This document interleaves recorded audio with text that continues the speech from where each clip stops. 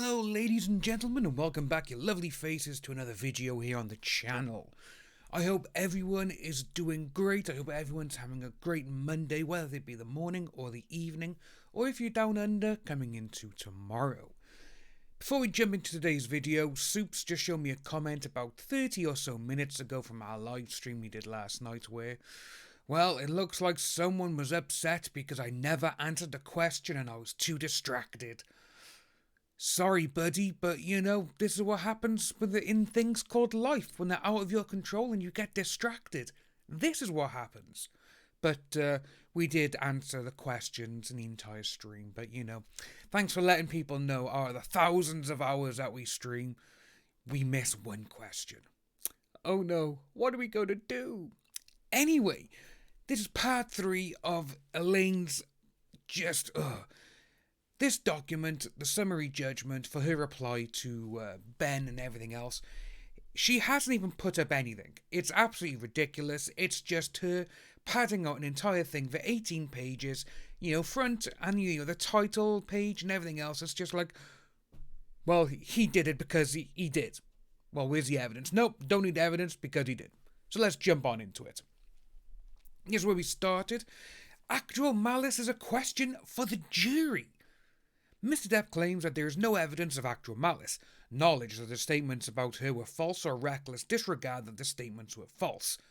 But the jury could, and AH believes will, conclude that the facts surrounding Mr. Waldman's statements, as summarised above, constitute actual malice.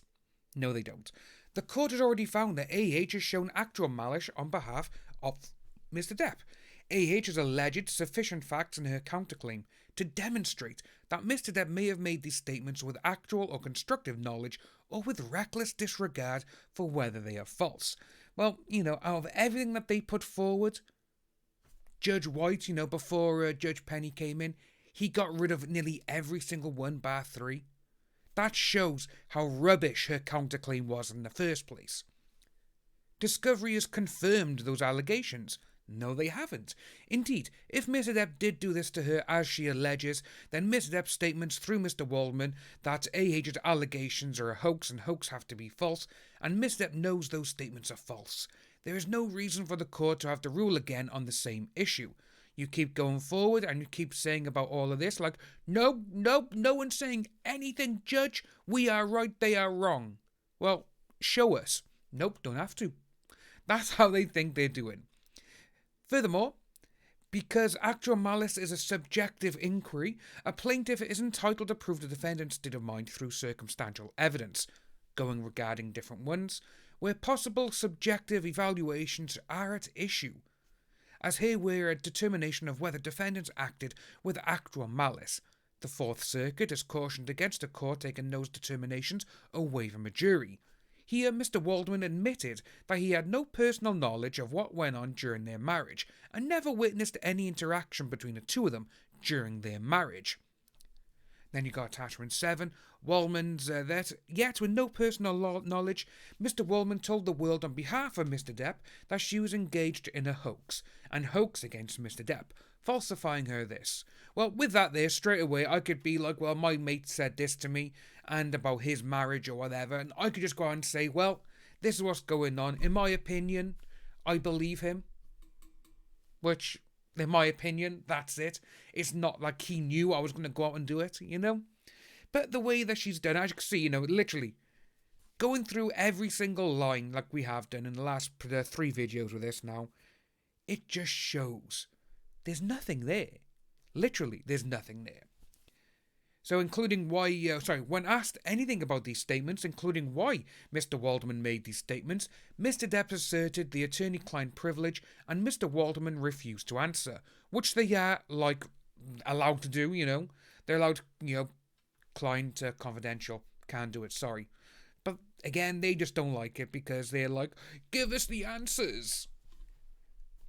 Given Mr. Waldman and Mr. Depp's refusal to answer these questions based on the attorney-client privilege, it must be inferred that Mr. Depp was involved in the statements. No, it doesn't. Otherwise, there would be no privilege attached. Well, you know, literally. It's like, well, no, we're friends. I'm not going to discuss that. Yeah, client privilege, you can't do it. Sorry. you know? But again, no, she's so... What's the word I'm looking for? Probably venomous, the way AH is going about this. You know, we gotta be fair to Elaine. It's her job, you know? She was handed this case and everything else, probably because everyone else said we don't want it. And Elaine was like, well, I'll try and do my best. But we do know that Elaine is not exactly good for jury trials. She normally tries and gets a settlement before things are done. Going on to say there's the fairest and most logical inference, since Mr. Waldman admitted making the statements he was Mr. Depp's lawyer, and all three statements identify Mr. Waldman as Mr. Depp's lawyer at the time of his statements. Given that Mr. Depp knows these statements are false, actual malice has been shown. No, because the statements... How do we know the statements are false? This is the thing. It's literally going back and forth. Ben put in a fabulous summary judgment for the judge to go and read it through. They've come back with this, which, as I keep saying, the Chewbacca defense, just throwing so many paragraphs out there. It's like, come on, mate, just stop. The defamatory statements are not opinions. Okay. This is the second time Mr. Depp has contended to this court that the statements are issues are opinions. Mr. Depp's argument was previously rejected by this court. Although Mr. Depp's statements, and those of his attorney, can be understood as their opinion of what occurred, these statements nevertheless imply that Mr. Depp did not do this to her. These statements must survive demurrer because whether Mr. Depp did this to her is a fact that is capable of being proven true or false. Yes, which is what this is going for. The trial is going to be doing this, looking through all the evidence. So, then obviously you got January the 4th, 21, the opera at number 6. Emphasis added whether an alleged defamatory statement is one of fact or opinion is a question of law. Thus, the fact that the statements at issue have already been determined to be factual and capable of being proven true or false is the law of case. Like I said, I've just read that sentence out there, and it's the same sentence, just expanded upon. It's, the way it's going on is just doing my nutting in a minute. Mr. Depp is simply improperly seeking reconsideration of that order. Now it's going on regarding another case, different one, Fairfax County against Harvey Constro Construction Company, I think that's what that one is, where they say it was a different part of a motion for judgment. Mr. Depp claims that the statements at issue are merely Mr. Waldman's opinion or advocacy as to what happened. Again, the court already heard this argument and held that while the statements can be understood as their opinion of what occurred, these statements nevertheless imply that Mr. Depp did not do this to her. Indeed, the statements went far beyond opinion and accused her of committing the crime of perjury, which she has done. Australia are looking into it for that. We've seen her commit perjury because of the makeup that she put on herself, with the photographs, with everything that is going on. This is why James Franco, Musk, and a few other people who were seeing her around that time, they're the key to this. Because they would have seen her, if there's any marks on her or whatever. Hell, the police officers. Oh yeah, the police officers came in, they saw the marks on her face, they saw everything. And they, when they did their testimonies, nothing on her face. Straight away, that's perjury, you're lying, come on. Fabricating evidence of DV claiming that before calling 911, her and her friends spilled a little wine and roughed the place up, which they did because we have the body cam footage, and that AH was carrying out the hoax. All of these allegations can be proven false, no they can't, and therefore cannot be opinion. Now it goes for another one, see another person's... AH was damaged by the defamatory statements. This is what I really find funny now. So, Mrs. Depp also appears to argue that she was not damaged by the defamatory statements. Not true. Since publication of the defamatory statements in April 2020, she has been the subject of over 1 million negative tweets and has caused reputational damage and economic loss that over a 5-year period range from however much. Right, with this, we're going to see in court how much money they put down there, because she hasn't lost any jobs. That's a fact. Because her IMDb page and everything else, which can be edited by anyone, same as Wikipedia, that can be done by anyone. If they got contracts showing that she was offered this role and she signed it and then they sacked her because of certain things, then they can do it. But there's not. And with them saying she's been the subject of over 1 million negative tweets, okay then, let's bring in Johnny Depp's tweets against him. People who are defending her, the amount of tweets who have attacked Johnny Depp is ridiculous. Hell, you can even bring Tug into this. You can bring myself. You can bring Soups, Les, Stevie, Laura B, Qwerty. There's so many people who are supporting Johnny Depp alone. Just Johnny Depp alone. That people have been all these horrible tweets. Hell, for me and Tug, you can go back to when we're covering the Vic Mignogna situation. We were getting hate and death threats and everything then. So, if they're going to be doing this, me and Tug should be doing it as well then. I want to get in the thing and I want to sue all these people. I want to do a counterclaim as well. So should Tug. It's just ridiculous. The amount of people, again, on YouTube, in my comment section, some of the hate I get, I just laugh at it. But again, no, by the way she is, as you will see now, it's putting on the whole let's cry wolf. In addition to the defamation as resulted in numerous losses, such as emotional distress, okay, I've got that. The loss of time and energy, me and Tug and everyone else has got that. Loss of jobs, financial loss, all of us, exactly the same. All of which greatly impacted her daily functioning and her capacity to cope. Yeah, I don't believe any of that. All of that is bull. That's BS, 100%. She has also suffered and continues to suffer stress, anxiety, nightmares, crying, flashbacks, feeling afraid, emotional numbing, disassociation, struggles with trusting others, significant sleep disruption, relationship and intimacy problems.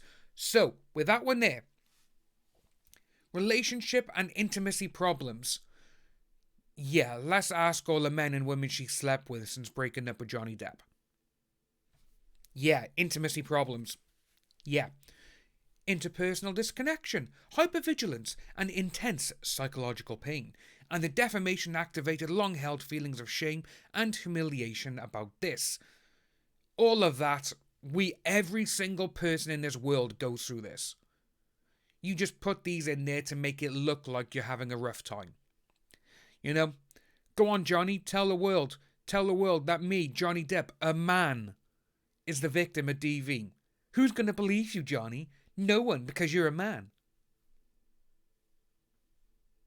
That should be the end of it. That exact part on the recordings should be the end of everything. I wasn't punching you, I was hitting you. You weren't punched, I hit you. Again, straight away, saying that she was the horrible person. Furthermore, it goes on to say she's alleging the statement's defamation per se. Under defamation per se, damages are presumed.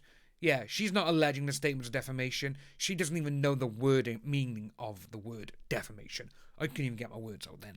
Therefore, there is no basis to grant summary judgment based on damages. Well, Elaine, you have literally not shown anything. Conclusion, for the foregoing reasons, she requests that Ms. Depp's motion for summary judgment be denied. So, with all of that, Andrea said it absolutely perfectly. It's time to put up or shut up, and they have not put up anything for the summary judgment reply.